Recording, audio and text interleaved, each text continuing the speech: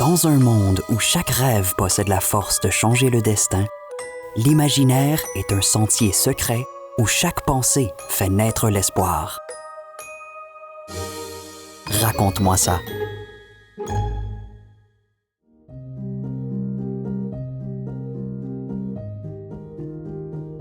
Il était une fois un pauvre cordonnier nommé Geppetto. Un jour, son voisin le charpentier l'appela. « Geppetto !» cria-t-il. « Viens voir mon morceau de bois. C'est effrayant. Il parle. »« Donne-le-moi, » dit Geppetto. « J'en ferai une belle marionnette et je crois que je l'appellerai Pinocchio. » Geppetto se mit immédiatement à l'ouvrage. Il sculpta 2 yeux, puis un nez qui ne cessait d'allonger. Geppetto n'arrêtait pas de le tailler. Finalement, le nez cessa de grandir, mais il resta tout de même plus long que la moyenne. « Aïe, tu me fais mal !» s'écria le bois, pour ensuite tirer la langue à Geppetto qui sculptait la bouche. Dès que les mains furent terminées, elles attrapèrent la perruque du cordonnier. « Tu n'es pas encore terminé et tu es déjà un méchant garnement. » dit Geppetto. Une fois les jambes terminées, Pinocchio fut complet. Geppetto ne lui avait pas sitôt montré à marcher que Pinocchio ouvrit la porte et fila dans la rue. Pauvre Geppetto, il n'arrivait pas à rattraper Pinocchio, et même s'il criait à l'aide, personne ne bougeait. Les villageois préféraient observer la scène en riant. Finalement, un policier attrapa la marionnette fugitive et la remit à Geppetto. « Tu mériterais que je te tire les oreilles. » lança Geppetto, à bout de souffle. « Ne sois pas fâché, papa. » s'écria Pinocchio, encore effrayé par le policier qui l'avait si rudement intercepté. « Viens à la maison, mon petit. » fit Geppetto en souriant. « Je vais te faire des vêtements. » Lorsqu'il fut vêtu d'un bel habit de papier rouge et d'un petit chapeau blanc, Pinocchio s'écria « Je ressemble à un vrai petit garçon. » « Peut-être qu'un jour, tu seras un garçon au lieu d'une marionnette. » dit Geppetto. « Mais les petits garçons doivent être bien sages, respecter leur papa et aller à l'école. » « Dans ce cas, j'irai dès demain. » déclara Pinocchio. « Je deviendrai très instruit et plus tard, je pourrai t'aider. » « Ce serait bien, mais je n'ai pas de quoi acheter des livres. » répliqua Geppetto. Pinocchio eut soudain l'air si triste que Geppetto se leva, mit sa veste et quitta la maison. La neige s'était mise à tomber. 1 heure plus tard, Geppetto revint avec un beau livre tout neuf sous le bras, mais sans sa veste. « Où est ta veste, papa? » demanda Pinocchio. « Je l'ai vendue, j'avais trop chaud. » répliqua Geppetto. « Tiens, je t'ai apporté un beau livre de classe tout neuf. » Pinocchio sauta au cou de Geppetto et l'embrassa pour le remercier. Le matin suivant, Pinocchio se dirigea joyeusement vers l'école du village voisin. « Aujourd'hui, je vais apprendre tout ce que je peux. Je vais m'instruire et je pourrai acheter une veste neuve à mon papa. » se dit Pinocchio. Mais les échos d'une fanfare attirèrent bientôt son attention et l'école fut vite oubliée. Un spectacle de marionnettes se préparait. « J'aimerais bien le voir. » décida Pinocchio en voulant entrer dans la tente. Le placeur l'arrêta sur le pas de la porte en lui mentionnant qu'il avait besoin de 4 sous pour entrer. Ayant aperçu un brocanteur tout près, Pinocchio lui vendit son livre de classe, alla s'acheter un billet et entra voir le spectacle. Des marionnettes de toute taille dansaient sur la scène lorsque l'une d'elles, Arlequin, vit entrer Pinocchio. « Bonjour, cher ami. Cria-t-il. Viens te joindre à nous. » Il y eut un peu de confusion lorsque le nouveau membre de la troupe tenta d'apprendre les pas de danse. L'auditoire, qui finit par s'impatienter, appela furieusement le maestro. Un grand homme aux yeux rouges qui brillaient comme des tisons monta sur scène, furieux. Il avait une grosse tignasse de cheveux gris qui le faisait ressembler à un lion, et sa voix grondait. « Tu as dérangé mon spectacle, » dit-il à Pinocchio alors que le reste de la troupe tremblait de peur. « Je m'occuperai de toi à la fin de la soirée. » Fidèle à sa parole, le maestro appela donc Arlequin ce soir-là. « Amène-moi Pinocchio. Il est fabriqué de bons bois secs et j'ai besoin d'un feu pour me réchauffer. »« Oh non! » implora Arlequin. « Tout de suite. Tonna le maestro. Amène-moi-le maintenant. » Pinocchio fut donc conduit auprès du maestro qui lui révéla ses intentions. « Oh papa, à l'aide! Je ne veux pas mourir! » cria soudainement Pinocchio. Stupéfait, le maestro regarda Pinocchio. « Tu as donc un père. » »« Oui, il s'appelle Geppetto et il me manque beaucoup. » avoua Pinocchio, qui regrettait d'avoir vendu son livre de classe et d'avoir manqué l'école. « Je vais t'épargner à cause de ta famille. Je brûlerai Arlequin à ta place. Il n'a personne, lui. » trancha le maestro. « Non, cria Pinocchio. vous ne pouvez pas faire ça. C'était moi que vous vouliez brûler. Le maestro fut tellement ému par la bravoure et la loyauté du petit Pinocchio qu'il décida d'épargner les 2 pantins. « Rentre vite chez Geppetto et sois un bon fils. » lui dit-il en lui remettant 5 pièces d'or. Pinocchio le remercia et dit adieu à Arlequin. En marchant le long du chemin qui conduisait à son village, Pinocchio rencontra un renard boiteux et un chat à moitié aveugle. « Bonjour, Pinocchio. » Comment savez-vous mon nom? demanda le pantin. « Nous sommes de bons amis de ton père, Geppetto. Nous venons tout juste de le voir grelotter de froid, même s'il ne se plaignait aucunement. » C'est ma faute. Expliqua Pinocchio. Il a vendu sa seule veste pour moi. Je me hâte maintenant de rentrer pour lui donner mes 5 pièces d'or afin qu'il puisse en acheter une autre. Tu as bien dit 5 pièces d'or. Demanda le renard, Oui, 5. affirma fièrement Pinocchio. Aimerais-tu rapporter des centaines de pièces d'or à la maison? Rétorqua le renard. Est-ce possible? Nous pourrions te conduire à un endroit secret, un champ magique. Suggérait le chat. Si tu sèmes tes pièces d'or dans la terre juste après minuit, elles deviendront de magnifiques arbres à monnaie. Pinocchio crut immédiatement à l'histoire des 2 vauriens. Il suivit donc le renard et le chat jusqu'à l'auberge où ils mangèrent et prirent un peu de repos. « Rejoins-nous dehors au dernier coup de minuit. » dit le renard. Quelques heures plus tard, Pinocchio sortit pour regarder dehors. Aucun signe du renard, ni du chat. C'est alors que l'aubergiste l'arrêta, puis l'obligea à payer le repas que le renard et le chat avaient englouti. Pinocchio donna 1 pièce d'or à l'aubergiste, puis reprit tristement le chemin du retour. Quelques instants plus tard, il fut assailli par 2 bandits masqués. « La bourse ou la vie? » cria l'un d'eux, dont la voix ressemblait étrangement à celle du renard. Pinocchio avait très peur, mais il ne dit rien, car il avait caché ses dernières pièces sous sa langue. Les 2 bandits eurent beau le menacer, Pinocchio refusait de leur dire où était son argent. Finalement, les brigands prirent une corde et la passèrent autour des pieds de Pinocchio. Comme il refusait toujours de parler, les 2 compères le pendirent à un arbre à l'envers. Tu resteras pendu ici jusqu'à ce que tu te décides à parler. Sinon tu mourras. C'est à toi de décider. Nous serons bientôt de retour. Tout triste, Pinocchio pensa à Geppetto. « S'il vous plaît, quelqu'un, aidez-moi. » implora-t-il. La fée bleue qui habitait un château des environs entendit la plainte muette de Pinocchio et eut pitié de lui. Elle envoya un faucon et un chien à sa rescousse. De concert, ils défirent ses liens, le transportèrent au château et le déposèrent dans un grand lit douillet. La fée bleue appela des médecins au chevet de Pinocchio qui lui prescrivirent un médicament au goût très amer. Soulevant la tête du pantin, la fée lui demanda de lui raconter ce qui lui était arrivé. Pinocchio lui décrivit en détail ses aventures, mais lui cacha la vérité au sujet des pièces d'or, affirmant qu'il les avait perdues. « Es-tu bien certain de les avoir perdues? » demanda la fée. Pinocchio acquiesça, mais, en fait, il les avait cachées au fond de sa poche. Et soudain, son nez se mit à allonger.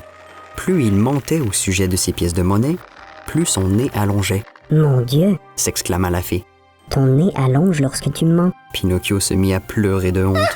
Sèche tes larmes, Pinocchio. Dit la fée bleue en tapant 2 fois des mains pour faire apparaître des pics-bois. Ces oiseaux vont te tailler le nez. Maintenant, souviens-toi que tu ne dois plus jamais raconter de mensonges et promets-moi d'être un gentil garçon. Je ne serai pas toujours là pour t'aider. » Puis, elle lui tendit d'autres pièces d'or à rapporter à Geppetto. « Merci de m'avoir sauvé. Dit Pinocchio en pleurant. Je ne vous oublierai jamais. » ajouta-t-il en séchant ses larmes. Pinocchio était bien décidé à rentrer chez lui lorsque, chemin faisant, il rencontra le renard et le chat. « Où étiez-vous? » leur demanda-t-il. « J'ai dû payer l'aubergiste pour le repas que vous avez pris chez lui l'autre soir. » Pourtant, il nous a dit que tu étais parti parce que tu étais malade. Répliqua le chat. « Eh bien, il a menti. Lorsque je suis allé à votre rencontre ce soir-là, j'ai dû le payer. Ensuite, 2 bandits m'ont presque tué sur la route. Heureusement, mon argent est toujours à l'abri. » Allons vite au champ magique. Pressa le rusé renard. Pinocchio se laissa de nouveau convaincre par le renard et le chat. Une fois arrivé au champ, les 2 amis lui expliquèrent comment semer et arroser ses pièces. Dans une vingtaine de minutes, tu auras un arbre. Dit le renard. Mais tu ne dois pas le regarder pousser. Accompagne-nous en ville. Tu reviendras plus tard. Avant de les quitter, Pinocchio les remercia pour leur grande générosité. Nous sommes tellement contents de montrer à quelqu'un comment faire fructifier son argent sans travailler. Ronronna le chat. Au revoir, mon cher Pinocchio. Pinocchio attendit 1 heure avant de retourner au champ magique. Il voulait s'assurer que l'arbre ait eu suffisamment de temps pour pousser. La lune était voilée et il était difficile d'y voir. Pinocchio eut beau regarder, aucun arbre ne semblait avoir poussé. Cependant, un petit coin de terre avait été retourné et ses pièces avaient toutes disparu. Ils m'ont volé. Le renard et le chat ont tout pris. S'exclama Pinocchio en fondant en larmes. Comme il se sentait seul et malheureux. En rentrant chez lui, Pinocchio raconta tout ce qui lui était arrivé à Geppetto. « Je suis tellement heureux de te revoir sain et sauf. » lui dit Geppetto en le serrant dans ses bras. Pinocchio retourna à l'école et fut un élève exemplaire pendant plusieurs semaines. Puis, un jour, un camarade d'école nommé Carlo lui chuchota à l'oreille « Psst. Ce soir, je pars pour le pays des jouets avec d'autres amis. C'est un endroit où on est toujours en vacances. On joue et on mange plein de gâteaux et de bonbons. L'école n'existe pas là-bas. Je ne te crois pas. dit Pinocchio. Viens me rencontrer ce soir à minuit au coin de la rue. Insista Carlo. À minuit, Pinocchio se faufila hors de la maison et alla rejoindre Carlo. Bientôt, une voiture remplie de jeunes garçons et conduite par un cocher arriva et tout le monde les salua en criant « En route pour le pays des jouets !» Carlo monta à bord et tendit la main à Pinocchio. Pendant une fraction de seconde, Pinocchio hésita. Mais il oublia vite les promesses qu'il avait faites à la Fée Bleue et à Geppetto et monta en voiture. La voiture était tirée par 8 ânes chaussés de bottes blanches. Ceci parut étrange à Pinocchio et il se pencha par la fenêtre afin de mieux voir. L'un des ânes pleurait à chaudes larmes. Pourquoi cet âne pleure-t-il? Demanda Pinocchio au cocher. Ne t'occupe pas de cet animal stupide, mon garçon. Il est juste jaloux parce que tu t'amuses alors que lui travaille. Lorsque Pinocchio et Carlo arrivèrent au pays des jouets, ils le trouvèrent encore plus merveilleux qu'ils l'avaient imaginé. Il y avait des carrousels, des cerceaux, des chevaux de bois et des jeux. Des centaines de garçons couraient à gauche et à droite et jouaient à cache-cache. Ça, c'est la vraie vie. Soupira d'aise Pinocchio. Et on n'a même pas le droit de prononcer le mot école. Sinon, on nous met à la porte. Ricana Carlo. Alors viens, Dit Pinocchio en riant. allons faire un tour. Pendant 2 semaines, Pinocchio et Carlo ne firent que jouer et, à son grand bonheur, Carlo n'était plus obligé de se laver. Mais un matin, au réveil, Pinocchio eut une étrange sensation. Il avait quelque chose de duveteux près des tempes. Il courut se regarder dans le miroir. Des oreilles d'âne lui avaient poussé. Il alla trouver Carlo à toute vitesse. « Oh non, pas toi aussi !» s'écria Pinocchio en voyant que son ami avait, lui aussi, des oreilles d'âne. Ils se dévisagèrent un court instant, puis éclatèrent de rire. « Nous avons l'air ridicules !» s'exclama Carlo. Soudain, il cessa de rire et fut pris de panique, Pinocchio, à l'aide! Je ne peux plus me redresser. cria-t-il. Mais le pauvre Pinocchio n'était pas mieux que lui. Les 2 amis s'étaient transformés en ânes. Pinocchio et Carlo se mirent à pleurer de désespoir, mais leurs sanglots ressemblaient à des braillements. « De nouveaux ânes, S'exclama le cocher lorsqu'il les aperçut. juste ce dont j'ai besoin. Je vais vendre Carlo à un fermier et Pinocchio à mon ami le directeur du cirque. » Pinocchio fut entraîné à sauter à travers des cerceaux en flammes jusqu'à ce qu'il soit épuisé. Et lorsqu'il était trop fatigué pour continuer à sauter, l'entraîneur le battait. Un jour, Pinocchio tomba et se cassa une patte. Puisqu'il ne pouvait plus sauter, le directeur du cirque le vendit à un étranger qui désirait utiliser sa peau pour en faire un tambour. Le nouveau maître passa une corde autour du cou de Pinocchio et le traîna jusqu'à la mer.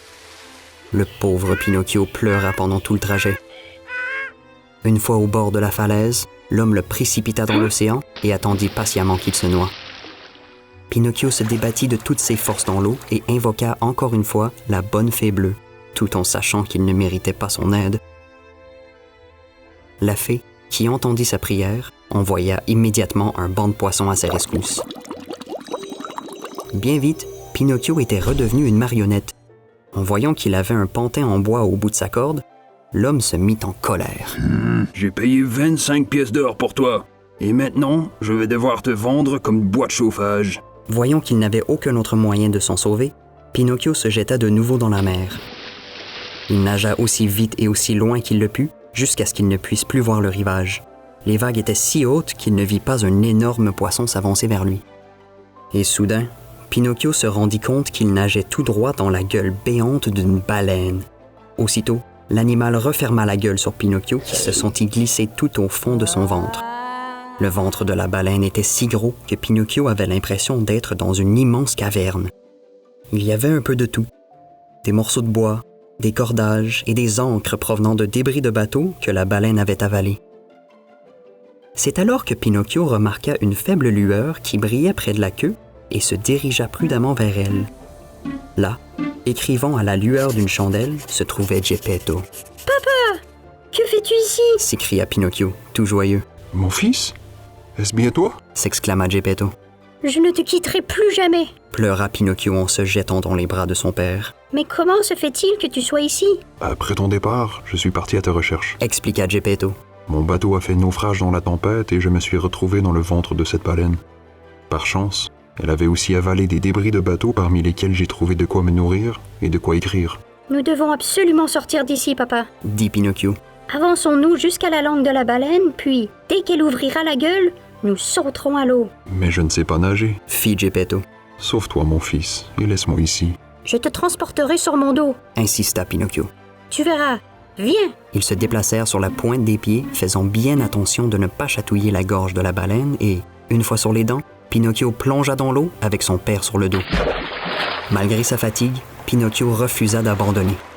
Il nagea toute la nuit jusqu'à ce qu'il atteigne la terre ferme. Geppetto était faible et tremblait de froid. Pinocchio réussit à le ramener à la maison et à le coucher dans son lit. Mais il n'y avait rien à manger. Pinocchio trouva vite un fermier qui accepta de l'embaucher. Son âne s'étant mis à boiter, Pinocchio devait le remplacer.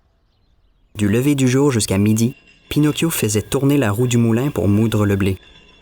En retour, le fermier lui donnait du bon lait frais. Et chaque jour à midi, Pinocchio apportait un grand verre de lait chaud à Geppetto. L'après-midi, il s'installait au chevet de son père et fabriquait des paniers en osier qu'il vendait ensuite au marché. Cet argent lui permettait d'acheter de la nourriture pour son père. « Est-ce que tu te sens plus fort, papa? » demanda Pinocchio. Oui, merci, mon fils. Je me sens aussi bien qu'un vieil homme puisse se sentir, répondait gentiment Geppetto. Un jour, le faucon du château de la Fée Bleue vint trouver Pinocchio. Il lui raconta que la Fée Bleue était malade et qu'elle n'avait pas d'argent pour s'acheter des médicaments. « Ma pauvre fée! » s'exclama Pinocchio. « Je vais l'aider, faucon. J'avais mis quelques pièces de monnaie de côté. Apporte-les lui et reviens chaque jour en chercher d'autres jusqu'à ce qu'elle soit mieux. » Le faucon remercia Pinocchio, puis s'envola. Pinocchio se mit à travailler d'arrache-pied. Il commençait plus tôt chez le fermier et restait éveillé jusqu'au milieu de la nuit pour fabriquer ses paniers. Mais il était heureux de travailler. Il pouvait enfin rendre service à ceux qu'il avait un jour aidés. Il envoya autant d'argent qu'il put à la Fée Bleue et continua de veiller sur Geppetto. Une nuit, alors qu'il était endormi, Pinocchio rêva à la Fée Bleue. « Mon cher enfant, ta bonté sera récompensée, » disait doucement cette dernière. « Je vais bien maintenant, et j'aimerais t'offrir un petit cadeau. »